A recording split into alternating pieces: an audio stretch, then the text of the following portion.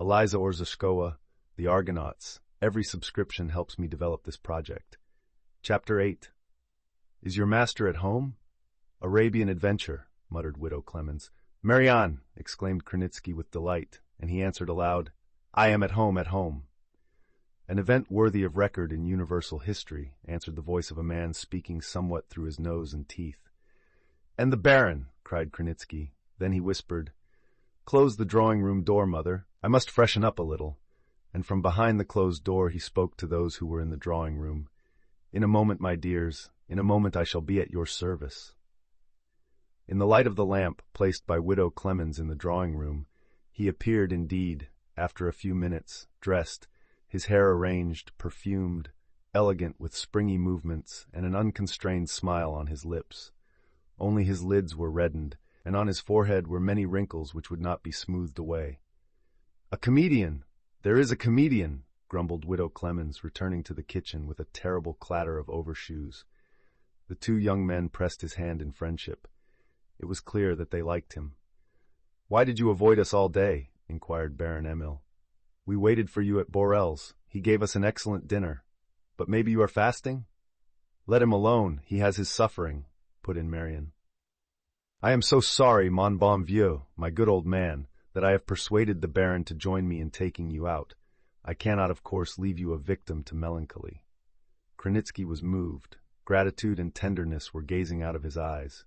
Thanks, thanks! You touch me. He pressed the hands of both in turn, holding Marion's hand longer than the Baron's, with the words, My dear, dear, dear. The young man smiled. Do not grow so tender, said he, for that injures the interior. You are, however, a son of that generation which possesses an antidote for melancholy. What is it? Well, faith, hope, charity, with resignation and other painted pots. We haven't them, so we go to Tron-Tron's, where Lily Kurth sings. We are to give her a supper tonight at Borel's. Borel has promised me everything which the 5 parts of the world can give. As to the problematic nature of that Lily, remarked the Baron, there are moments in which she takes on the superhuman ideal. What an idea, dear Baron, burst out Krenitsky. Lily and superhumanity, the ideal. Why, she is a little beast that sings abject things marvelously. That is it, said the Baron, defending his position. A little beast in the guise of an angel, the singing of chansonnettes with such a devil in the body, and at the same time a complexion, a look, a smile, which scatters a kind of mystic, lily perfume. This is precisely that dissonance, that snap, that mystery with which she has conquered Europe. This rouses curiosity, it excites, it is opposed to rules, to harmony. Do you understand? Stop, Emil, cried Marion, laughing. You are speaking to the guardian of tombs. He worships harmony yet. Krenitsky seemed humiliated somewhat. He passed his palm over his hair and began timidly. But that is true, my dears. I see myself that I am becoming old-fashioned. Men of my time, and I, called a cat, a rogue a rogue. If a lily like yours put on the airs of an angel, we said, Oh, she is a rogue! And we knew what to think of the matter. But this confounding of profane with sacred, of the rudest carnalism with a mystic tendency. The Baron and Marion laughed. For you this is all Greek, and will remain Greek. You were born in the age of harmony. You will remain on the side of harmony. But a truce to talk. Let us go. Come, you will hear Lily Kurth. We shall sup together. Come, we have a place in the carriage for you, said the Baron, supporting young Darvid's invitation. Krenitsky grew as radiant as if a sun-ray had fallen on his face. Very well, my dears, very well, I will go with you. It will distract me, freshen me. A little while only, will you permit? Of course, willingly. We will wait. He hurried to his bedroom and closed the door behind him. In his head whirled pictures and expressions, the theater, songs, amusement, supper, conversation, the bright light, everything, in a word, to which he had grown accustomed and with which he had lived for many years. The foretaste of delight penetrated through his grievous sorrows. After the bitter mixture he felt the taste of caramels in his mouth. He ran toward his dressing-table, but in the middle of the room he stood as if fixed to the floor. His eye met a beautiful heliotype, standing on the bureau in the light of the lamp. From the middle of the room, in a motionless posture, Krenitsky gazed at the face of the woman, which was enclosed in an ornamented frame. Poor dear soul, noble creature, whispered he, and his lips quivered, and on his forehead appeared the red spots. Marian called from beyond the door, "Hurry, old man, we shall be late." A few minutes afterward, Kranitsky entered the drawing room. His shoulders were bent, his lids redder than before. "I cannot, as I love you, I cannot go with you. I feel ill." "Indeed, he must be ill," cried Marian. "See, Emile, how our old man looks. He is changed, is he not?" "But a moment ago you looked well," blurted out Emile, and added, "Do not become wearisome, do not get sick. Sick people are fertilizers on the field of death, and sickness is annoying." "Splendidly said," exclaimed Marian. "No, no," answered Kranitsky. "This is not important. It is an old trouble of the liver. Returned only today, you must go without me." He straightened himself, smiled, tried to move without constraint, but unconquerable suffering was evident on his features and in the expression of his eyes. "May we send the doctor?" asked Marian. "No, no," protested Kranitsky, and the Baron took him by the arm and turned him toward the bedroom. Though Kranitsky's shoulders were bent at that moment, his form was shapely and imposing. The Baron, holding his arm, seemed small and frail. He made one think of a fly. In the bedroom he said with a low voice, "It is reported in the city that Papa Darvid is opposed to my plans concerning Panna Irene. Do you know of this?" For some months, the Baron had spoken frequently with Kranitsky about his plans, taking counsel with him even at times, and begging for indications. Was he not the most intimate friend of that house, and surely an adviser of the family? Kranitsky did not think, or even speak, of Baron Emile otherwise than, "Ce brave garçon has the best heart in the world. He is very highly developed and intelligent. Yes, very intelligent. And his mother, that dear angelic Baroness, was one of the most beautiful stars among those which have lighted my life." So through the man's innate inclination to an optimistic view of mankind, and his grateful memory of one of the most beautiful stars, he was always very friendly to the Baron and favorable to his plan touching Irene. All the more since he noted in her an inclination toward the Baron. So usually he gave the young man counsel and answers willingly and exhaustively. This time, however, an expression of constraint and of suffering fell on his face. "I know not, dear Baron. Indeed, I can do nothing, for to tell, for I—" A number of drops of perspiration came out on his forehead, and he added with difficulty, "It seems that Panna Irene—" "Panna Irene," interrupted the Baron, without noticing Kranitsky's emotion, "is a sonnet from Baudelaire's Les Fleurs du Mal, the flowers of evil. There is in her something undefined, something contradictory." Kranitsky made a quick movement. "My Baron." "But do you not understand me, dear Pan Arthur? I have no intention of speaking ill of Panna Irene. In my mouth, the epithets which I have used are the highest praise. Panna Irene is interesting precisely for this reason, that she is indefinite and complicated. She is a disenchanted woman. She possesses that universal irony which is the stamp of higher natures. Oh, Panna Irene is not a violet unless from the hothouse of Baudelaire, but just for that reason she rouses curiosity, irritates, une désabusée, une vierge désabusée. Do you understand? There is in this the odor of mystery, a new quiver, but with natures of this sort nothing can ever be certain." "Hers is a noble nature," cried Kranitsky with enthusiasm. "You divide natures into noble and not noble," said the Baron with a smile, "but I, into annoying and interesting." Beyond the door, the loud voice of Marian was heard. "Emile, I will leave you and go to Tron's. I will tell Lily Kurth that you remained for the night to nurse a sick friend."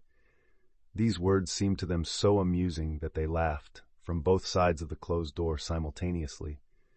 "Good," cried the Baron. "You will create for me the fame of a good Christian. As the Brandenburger fears only God, I fear only the ridiculous, and go." A few minutes later, the two friends were no longer in the dwelling of Kranitsky, who was sitting on his long chair again, with drooping head, turning in his fingers the golden cigarette case. The street outside the window was lonely enough, so the rumble of the departing carriage was audible. Kranitsky followed it with his ear, and when it was silent he regretted passionately for a moment that he had not gone to where people were singing and jesting, and eating, and drinking in bright light, in waves of laughter. But straightway he felt an invincible distaste for all that. He was so sad, crushed, sick. Why had not those two young friends of his remained longer? He had rendered them the most varied services frequently. He had simply been at their service always, and had loved them. especially Marion, the dear child, and many others. How many times had he nursed them also in sickness, consoled them, rescued them, amused them. Now, when he cannot run after them, as a dog after its mistress, his only comrades are darkness and silence. Darkness reigned in the little drawing-room, silence of the grave in the whole dwelling. A clatter of overshoes broke this silence. Widow Clemens stood in the kitchen door. On her high forehead, above her gray eyebrows, shone the glass eyes of her spectacles. Her left hand was covered with a man's sock which she was darning. She stood in the door and looked at Kranitsky, bent, grown old, buried in gloomy silence, and shook her head. Then, as quietly as ever was possible for her, she approached the long chair, sat on a stool which was near it, and asked, "Well, why are you silent and chewing sorrow alone? Talk with me, you will feel easier." As he gazed at her silently, she asked in a still lower tone, "Well, the woman? Did she love you greatly? Was her love real? How did you and she come to your senses?" After a few minutes' hesitation or thought, Kranitsky, with his elbows on the edge of the chair and his forehead on his palms, said, "I can tell all, mother, for you are not of our society, and you are noble, faithful, the only one on earth who remains with me." Throughout the silent chamber was heard, as it were, the sound of a trumpet. That sound was made by Widow Clemens, who had drawn from her pocket a coarse handkerchief and held it to her nose. Her eyes were moist. Kranitsky quivered and squirmed, but continued, "When we met the first time after parting, the spring season was around us. You know that we parted only because I had too little fortune to marry a portionless maiden, and my mother would not hear of my marrying a governess. Soon after, that rich man married her. Phew, what became of that governess, that girl more timid than a violet? She became a society lady, full of life, elegance, style. But springtime breathed around us, memories of the village, of the flowers, of the fields, of our earliest heartfelt emotions. Did she love her husband? Poor dear soul! It seems that at first she was attached to him, but he left her, neglected her, grasped after millions throughout the whole world. He was strong, unbending. She was ever alone. Alone in society. Alone in the house, for the children were small yet, and she so sensitive and weak, needing friendship and the fondling of a devoted heart. I fell on my knees in spirit before her. She felt that. He, when going away, left me near her as an adviser, a guardian for the time, even a protector, yes, a protector, the parvenu, the idiot. So wise, yet so stupid, ha! Sneering, vengeful laughter contorted Kranitsky's face. The red spots spread over his brows and covered half of his forehead, which was drawn now into thick wrinkles. "Do not vex yourself, Tulek. Do not vex yourself. You will be ill," urged Widow Clemens. But once his confessions were begun, he went on with them. "For a year or more there was nothing between us. We were friends, but she held me at a distance. She struggled. You, mother, know if I had success with women." "You had, to your eternal ruin, you had," blurted out Widow Clemens. "From youth I had the gift of reading. I owe much to it." "Aye, you owe much to it. What do you owe to it?" "Your sin against God, and the waste of your life," said the widow, ready for a dispute. But he went on without noting that. Once she was weak after a violent attack of neuralgia. It was late in the evening. The great house was empty and dark. The children were sleeping. I gave her the attention that a brother or a mother would give. I was careful. I hid what was happening within me. I acted as though I were watching over a sick child, which was dear to me. I entertained her with conversation. I spoke in a low voice. I gave her medicine and confectionery. Afterward I began to read. More than once she had said that my reading was music. I was reading Musset. You do not know, mother, who Musset is. He is the poet of love, of that love exactly which the world calls forbidden. She wanted something from the neighboring chamber. I went for it. When I returned, our eyes met, and, well, I read no more that evening. He was barely able to utter the last words. He covered his face with his handkerchief, rested his head on the arm of the long chair, was motionless. Wept, perhaps. Widow Clemens bent down. The corner of her coarse handkerchief came from her pocket, and through the chamber that sound of a trumpet was heard for the second time. Then she drew her bench up still nearer, and, with her hand in the stocking foot, touched Kranitsky's arm, and whispered, "Say no more, Tulek. Despair not. Let God up there judge her and you. He is a strict judge, but merciful. I am sorry for you, but also for her, poor thing. What is to be done? The heart is not stone, man is not an angel. Only drive off despair. Everything passes, and your sorrow also will pass. You may be better off in the world than you now are. You may yet enjoy pleasant quiet in Lipovka, in your own cottage. Stefanik and I may think out something so that you will escape from the mud of this city.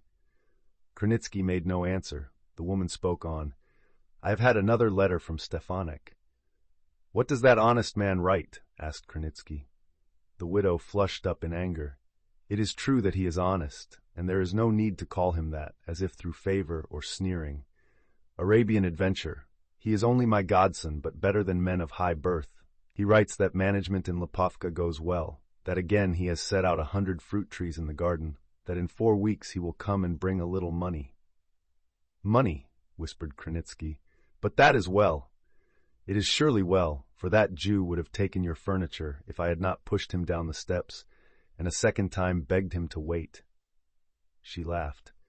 To push him down was easier than to beg, for I am strong, and he is as small as a fly. Well, I almost kissed his hands, and he promised to wait. For Widow Clemens I will do this, said he, because she is a servant who is like a mother. Indeed, I am like a mother. I have no children. I have no one of my own in the world. I have only you. Krenitsky looked at her and began to shake his head with a slow movement. She, too, fixing her fiery and gloomy eyes on his eyes, shook slowly her head, which was covered with a great cap. The lamp burning on the bureau threw its white light on those two heads, which, discoursing sadly, continued their melancholy converse without words. It shone also on the varied collection of pipes at the wall, and cast passing gleams on the golden cigarette case which Krenitsky turned in his hand. Remember to subscribe.